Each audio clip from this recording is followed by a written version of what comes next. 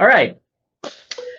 So speaking of the three elements now, remember you have your target point, the ideal situation, the minimum point, your lowest threshold that you're willing to say yes, and finally, BATNA, your best alternative, right? Which is not part of what you want to happen, but you're willing to go to that different route.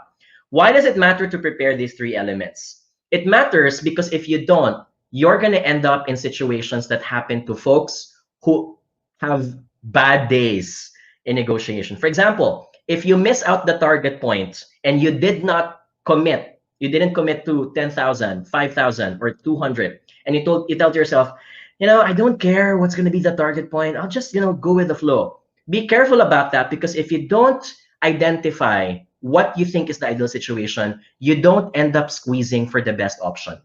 You end up settling for less because you think that this is all that you can get when apparently the other party is willing to give more. So when you study what you want to achieve and what the party can potentially give maximum, you can end up squeezing for the top prize, right? Can I get an exclamation mark if that's clear? Right? Number two, what happens if you don't determine your minimum point? What happens if you go like, happy-go-lucky and say, it's better to have something than not have anything at all. So whatever they offer, if that's what they offer to the table, I'll give it to them. Right? I'll say yes. Be careful about that because you might end up settling for a bad bargain, a bargain wherein you ended up even spending more than earning at the same time. I'll give an example of that. If you don't have a minimum point, let's say you're an owner of a business and you have salespeople. If you don't tell your salespeople what's the minimum point, they will end up selling their products just to make some revenue, but you didn't earn any profit at all. The cost, the cost of a cup of coffee is, we call that, by the way, in marketing and economics as COGS, or cost of goods. Let's say it's 50 pesos, but you didn't tell your salespeople that you have to sell it at least at 50. They're willing to sell it at 35 or 20 because in their mind, they think that it's okay as long as I get cash out of it, right? So it's important to set the minimum point. Third, why is it important to identify your BATNA, or your best alternative to a negotiated agreement? It is so because sometimes you end up leaving the table with nothing, under the assumption that it's better to have something than have nothing at all, right? Have you been in those situations? You didn't prepare for the alternative. And so because your minimum point was not met, you simply said, no, sorry, I'll walk away. But sometimes when you have BATNA, you might end up with something, not your best, but you're still better off than yesterday. You're still better off than 1 hour ago. I'll give you an example. You're negotiating with your parents that you want to go to, let's say, Japan, right? So your minimum point is you want to go to Tokyo and to Kyoto. Sorry, your minimum point is you want to go to Tokyo minimum, and your target point is you want to go to both Tokyo and Kyoto. But neither of these are possible to happen because your parents say, we really love you, John, to go out and travel, but budget is tight right now.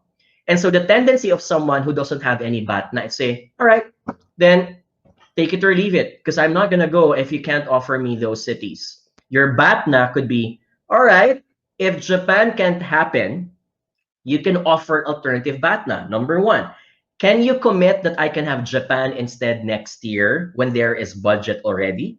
Another BATNA example. If Japan is not possible, can I do Hong Kong instead? Because at least I want to go out and enjoy my birthday. It's number two.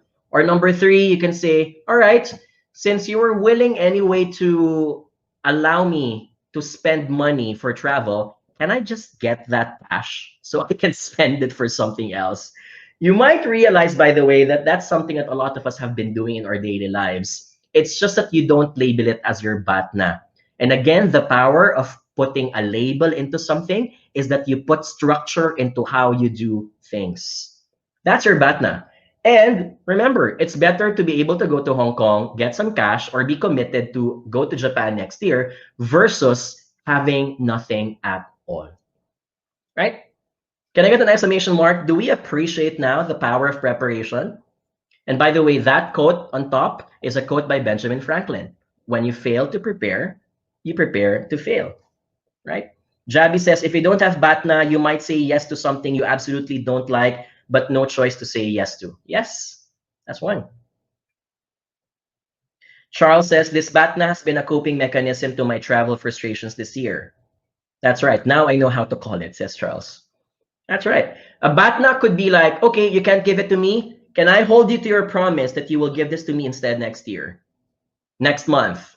Or you can sometimes put a condition. All right, you can't give it to me right now. Can we do another handshake in which if I get X instead, you'll give it to me? That's BATNA. All right. Cool. BATNA is the word for the day, right? Question, do you now realize the importance of preparing for negotiation? This is a rhetorical question, but I just want some commitment from the folks. Letter A, yes. I now realize why I lose a lot, probably because I haven't prepared my minimum point or I did not prepare for a BATNA. Or letter B, no, I still prefer to go with the flow. And again, there's no right or wrong, no judgments.